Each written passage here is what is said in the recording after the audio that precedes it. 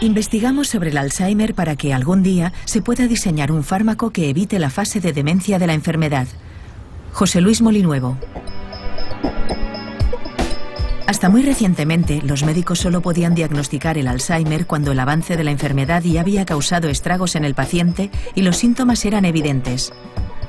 Con técnicas modernas de diagnóstico, hoy es posible detectar el Alzheimer antes de que el paciente entre en la fase de demencia. José Luis Molinuevo, neurólogo del Hospital Clínic de Barcelona, le explica a Eduard Punset cuáles son los últimos avances de la medicina en la lucha contra el azote del Alzheimer.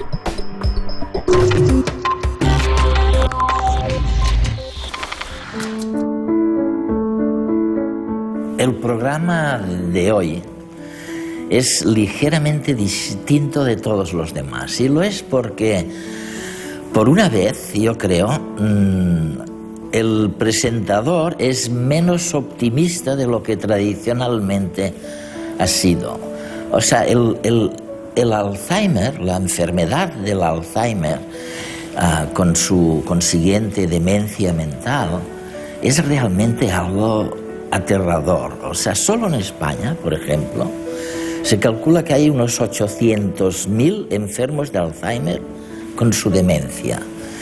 Y si imaginamos, cosa fácil de imaginar, que hay 2 personas, por lo menos, que se ocupan de estos enfermos, pues esto nos hace más de 2 millones de personas que están amargadas o directamente involucradas con una enfermedad que parece no tener remedio. Y además, para colmo de todos los males, José Luis, para colmo de todos los males, resulta que un 85%, me dicen, de estos enfermos están en casa, a manos de familiares que quieren mucho, pero que no saben nada, o casi nada del Alzheimer, ¿no?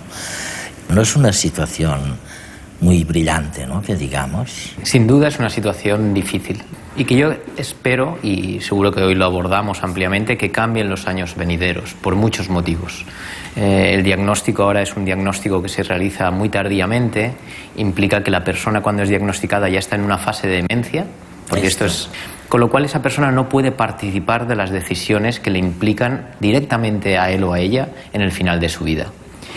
Y es el familiar que muchas veces, sin haber abordado estos temas previamente con la persona querida, tiene que tomar decisiones que son muy dolorosas.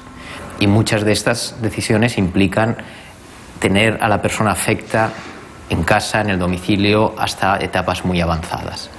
Y por lo que me dices, lo único que podía haber era un diagnóstico clínico. O sea, como sabéis mucho de Alzheimer, los médicos, pues a lo mejor vosotros, sin datos biológicos claros, podíais suponer que esta persona, tal persona, estaba enferma de Alzheimer. Efectivamente, tal y como ha descrito, el diagnóstico implicaba un diagnóstico clínico, porque no había un método biológico, no había un biomarcador con la suficiente sensibilidad y especificidad para establecer el diagnóstico, con lo cual se tenía que esperar hasta que la enfermedad fuera lo suficientemente florida para que el médico la detectara y pudiera establecer el diagnóstico. Es decir, el diagnóstico implicaba que la enfermedad tenía que estar en una fase ya de demencia. A mí me gustaría que ahora nos imagináramos una situación donde la enfermedad se puede diagnosticar mucho más precozmente. En una fase donde esa persona, aunque tenga algún síntoma, ese síntoma sea de escasa intensidad, alejado de la demencia, y que por otros métodos biológicos, por el uso de biomarcadores, pudiéramos establecer que esa mínima sintomatología es debida a que esa enfermedad está ya manifestándose en el cerebro. Para mí, desde un punto de vista humano y psicológico, la situación es radicalmente distinta a la que hemos estado viviendo en estos últimos años. Y cuando me hablas de marcadores biológicos que te permiten hacer un diagnóstico previo, mucho antes de que se llegue a un estado de demencia y que por lo tanto el paciente pueda participar en las decisiones que se toman, he oído que hay una acumulación de proteínas tau y no me acuerdo cuál es la otra. Beta amiloide. Eso, que son un indicio de que realmente a los 5 años como máximo se produce el Alzheimer. Recientemente estamos hablando en los últimos 10 años, se han desarrollado unos biomarcadores que, o a través del análisis del líquido cefalorraquídeo o a través de una tecnología más sofisticada, que es la tecnología PET, de tomografía, exacto, sí. El PET, que es la tomografía de emisión de positrones, permite detectar ese beta amiloide. ¿Cómo se hace esto? Se extrae una muestra del líquido cefalorraquídeo a través de lo que se denomina una punción lumbar y se analizan los niveles de beta amiloide que contiene ese líquido, los niveles de tau, con lo cual de una forma viva estás viendo lo que la anatomía patológica te diría si analizáramos el cerebro en ese momento. Las enfermedades neurodegenerativas, el Alzheimer, el Parkinson, el ictus cerebral y otras, se están convirtiendo en la epidemia del siglo XXI, ya que en buena parte se encuentran ligadas al envejecimiento de la población. Como dato de reflexión, el Alzheimer afecta en España a más de 800.000 personas, de las que un 50% ha superado los 85 años. Un número que se habrá duplicado en 2025, hasta alcanzar 1.600.000 afectados. Las demencias se caracterizan por la acumulación en el cerebro de ciertas proteínas que debieran destruirse. En el Alzheimer, por ejemplo, las proteínas tau y beta-amiloide se acumulan en el hipocampo, lo que provoca la muerte de las neuronas de esa área que está encargada de la memoria. Es un proceso que aumenta con la edad, si bien en el 1% se trata de una enfermedad hereditaria que comienza entonces entre los 40 y 50 años. Gracias a las nuevas tecnologías, si se sospecha que alguien padece de Alzheimer, se puede analizar la cantidad de esas proteínas en el líquido del interior de la columna vertebral. Un nivel bajo de beta-amiloide en este líquido supone que ésta está siendo atrapada en el cerebro e indica que el Alzheimer ha comenzado, aunque sus síntomas puedan tardar 5 años en hacerse visibles. Lenta pero inexorablemente, los enfermos de Alzheimer olvidan primero algunas cosas, hasta que su vida laboral y sus relaciones se ven afectadas. Con el tiempo, uno ya no sabe manejarse con el dinero, la cocina, en el hogar o cuidar de uno mismo. Hasta ahora, la medicina nos ha ayudado a extender la vida, pero aún es difícil eludir el deterioro del cuerpo y de la mente propios del envejecimiento. ¿Cómo es posible que en los contados casos en que la enfermedad de Alzheimer es hereditaria, la edad, que es en los otros casos el argumento decisivo, y decís tú mismo, dices, la edad es fundamental, es una causa, la extensión de la esperanza de vida es lo que está provocando estos desastres. Resulta que en la enfermedad hereditaria, a los 40 o los 50 años, puede aparecer. ¿Cómo explicas eso? Es fácil de entender, porque en la enfermedad de Alzheimer, que se denomina esporádica, en la que la edad tiene un papel muy importante que jugar, hay toda una serie de factores, algunos biológicos, otros externos, que juegan un papel, pero son factores que juegan un poquito de papel cada uno de ellos. Y la unión de todos esos factores hace que la enfermedad se exprese. Como cada factor de estos tiene poco peso o poco poder de desarrollar la enfermedad, la aparición de la enfermedad se retrasa mucho en el tiempo. En la enfermedad hereditaria estamos hablando de que hay un factor central que es un gen que tiene una mutación.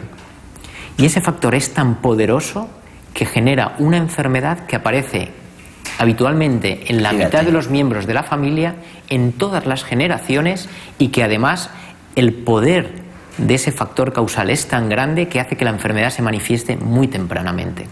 Una cosa que me interesa muchísimo, que me fascina, es si se puede distinguir entre la pérdida de memoria banal, o sea, yo me olvido dónde he dejado mis llaves o en qué bolsillo del traje he puesto mi móvil,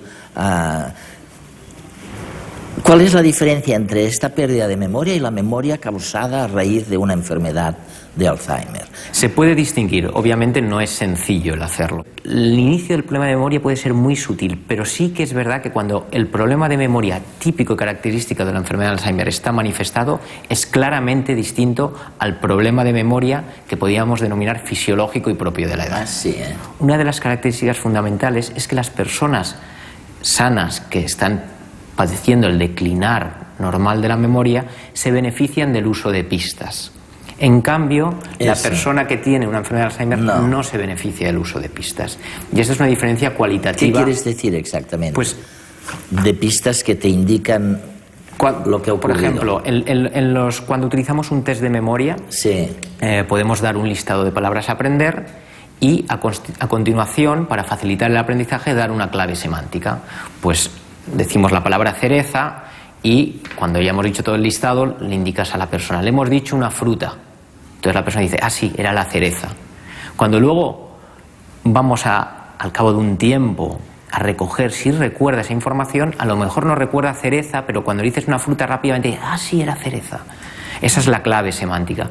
Y eso quiere decir que el sistema del hipocampo aún está funcionando, que a lo mejor no ha fijado la palabra cereza porque en ese momento estaba pensando en que tiene que llamar a casa al acabar y en ese momento el cerebro, la atención está dirigida a otro lado y no fija la información.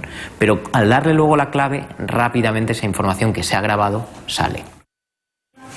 ¿Y este lugar donde nos encontramos ahora, cómo se llama? Hospital de Día. Hospital de Día del Hospital Clínico. Bueno, pues este es un hospital de día al que acuden pues, personas que están todavía en una fase muy inicial de la enfermedad, que tienen todavía conservadas las actividades de la vida diaria, la alimentación, la movilidad, la eliminación. Entonces aquí lo que se hace es estimularlos para que la enfermedad, digamos, se mantenga. Mejorar difícilmente, no, por desgracia, pero sí que estabilizarlos o que vaya progresando más lentamente. Trabajamos la atención y percepción, trabajamos el lenguaje, trabajamos la memoria, tanto autobiográfica como remota, como actual, reminiscencias. Sí, yo creo que esto ayuda. Claro, porque en casa tú esto no lo harías, no activarías y aquí nos hacen activar la memoria. Cuando nos diagnosticaron esto, lo primero que preguntábamos si había alguna ayuda para él, porque o qué podíamos hacer por ella. Son familiares que de repente le han diagnosticado a un padre o una madre o alguien cercano este tipo de enfermedad y no saben cómo enfrentarse al día a día. ¿Qué le diríais a esa persona que está en esta situación? Bueno, pues nada, que ha de conformarse, que procure disfrutar todo lo que pueda y que nada, que hay que mentalizarse y adelante.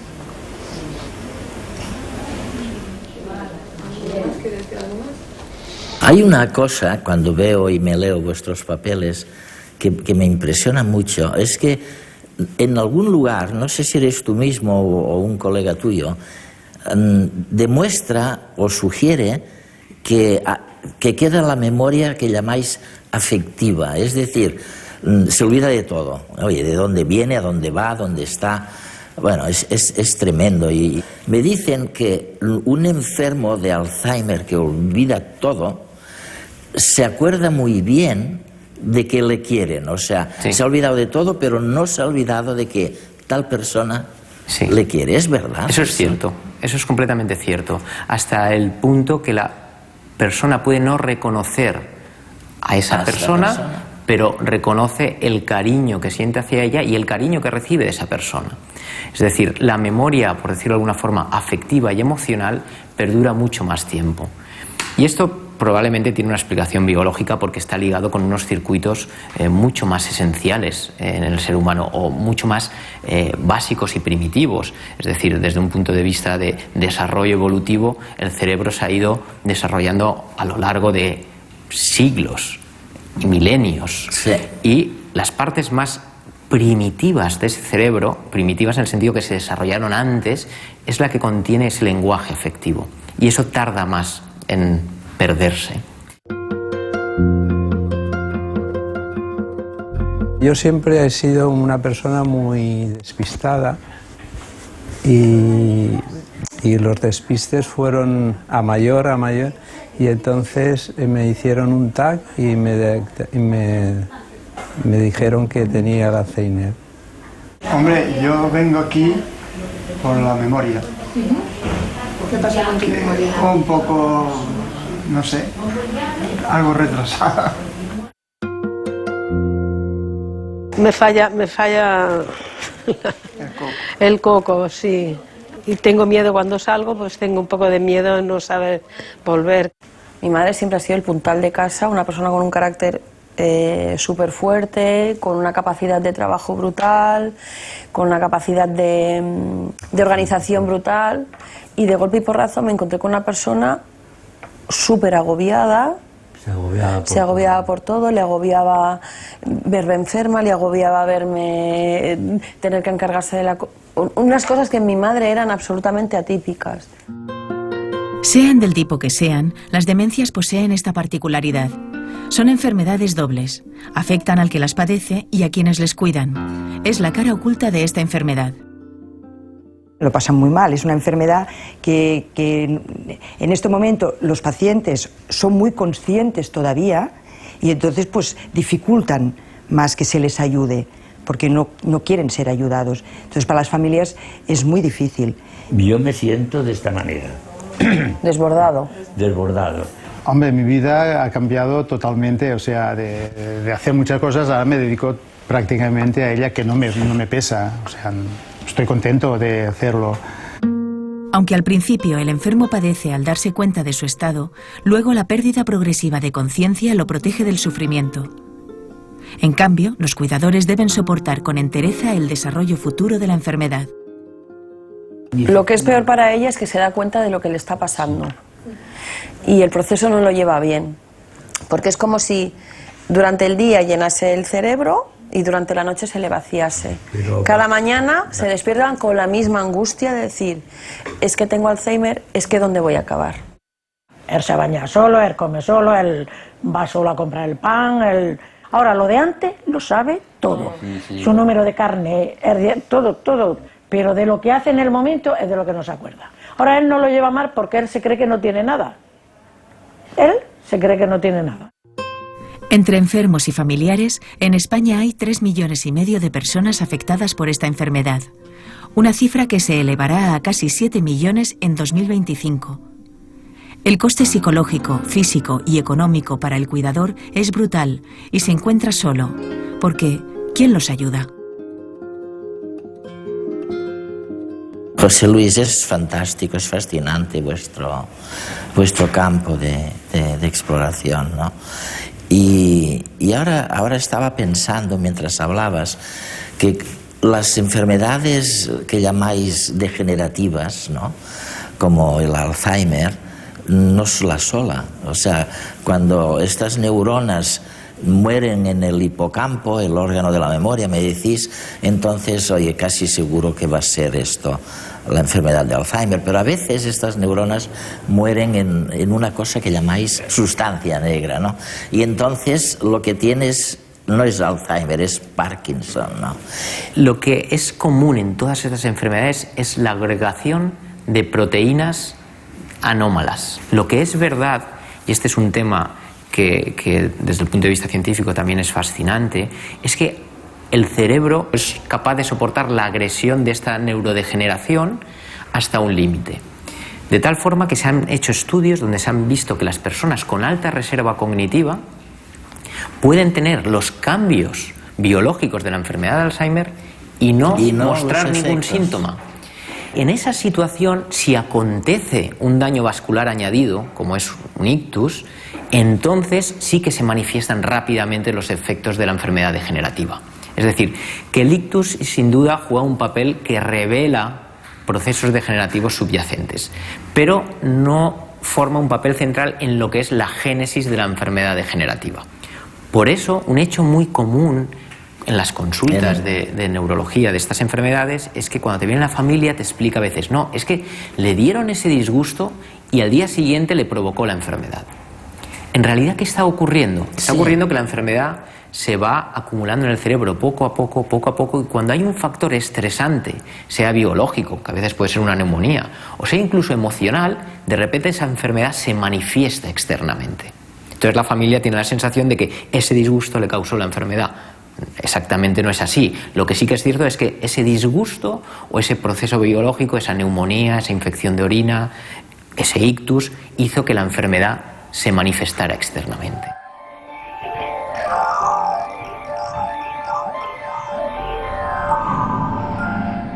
Parecía dormitar, pero al despertarse estaba confundido. Nos quiere hablar y no puede.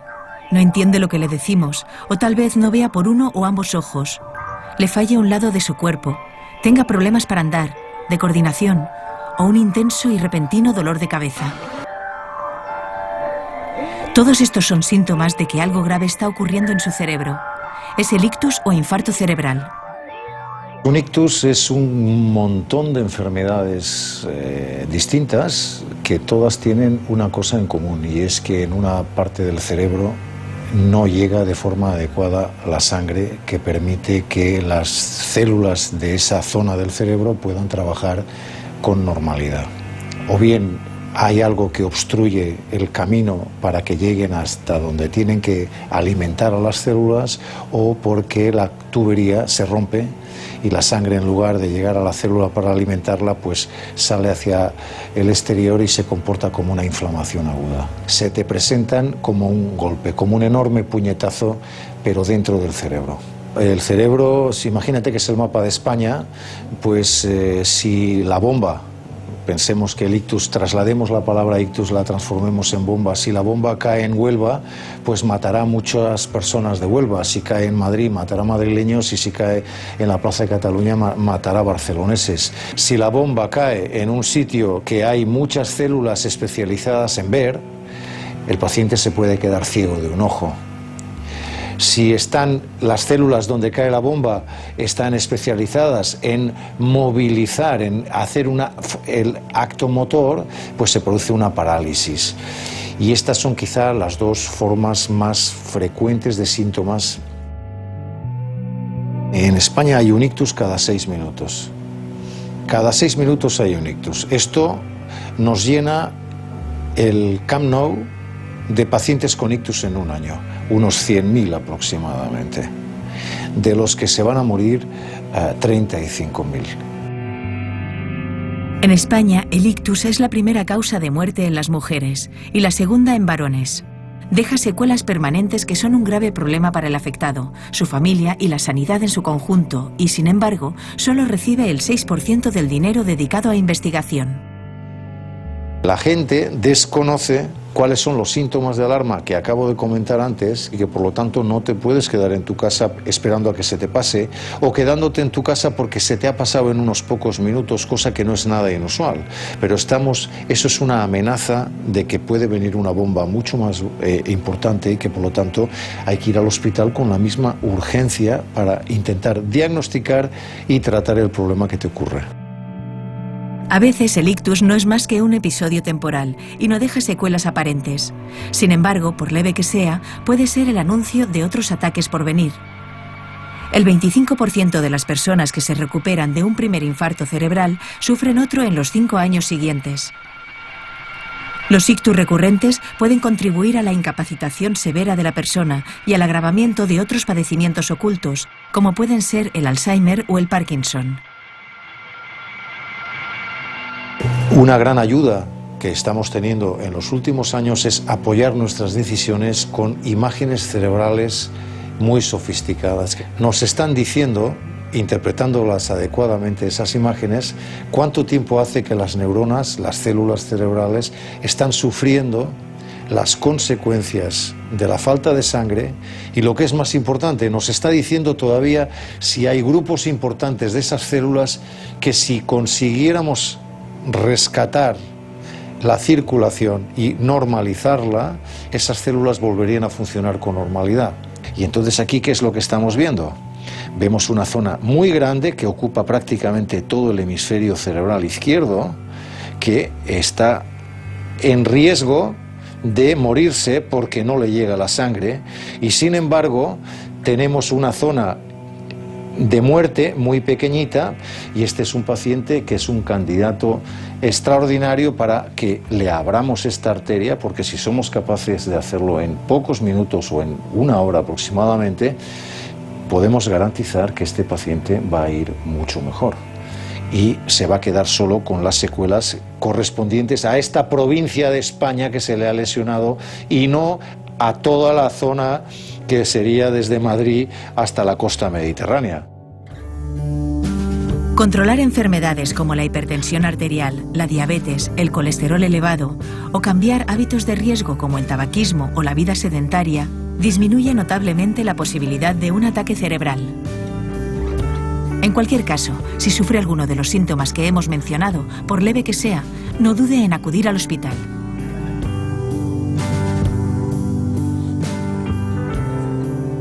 Oye, cuando hemos empezado esta conversación fabulosa, la verdad es que yo estaba más pesimista, pero al final de la conversación yo me imagino que tu optimismo, y corrígeme si es verdad, o tu optimismo relativo, sigue siendo el fruto de que ahora puedes diagnosticar a una edad más temprana o antes la enfermedad de Alzheimer de lo que podías hace solo 10 años. Pero no arranca tu optimismo de que hayáis descubierto maneras de lidiarlo, maneras de curarlo. ¿Es correcto? Exactamente, sí. Todo lo que sea arrojar conciencia sobre un proceso siempre es positivo, porque permite al ser humano realmente asumir ese proceso como propio. Esto aplicado al campo de la enfermedad de Alzheimer era imposible porque la persona, el diagnóstico se hacía en fase de demencia. Si vamos adelantando ese diagnóstico y cada uno de nosotros nos responsabilizamos, somos conscientes de la situación que estamos viviendo, esto siempre es positivo desde un punto de vista, en mi opinión, y esto ya es muy personal, existencial para la persona. Y ahí está quien libremente decide: yo quiero saber o yo no quiero saber sobre este tema. Pero si la persona quiere saber, le damos esa oportunidad de enfrentarse de una forma mucho más consciente a lo que es esa fase de su vida, ¿no? El Alzheimer todavía no tiene cura, pero su diagnóstico precoz permitirá que los pacientes puedan tomar decisiones que hoy recaen en sus familiares. José Luis Molinuevo.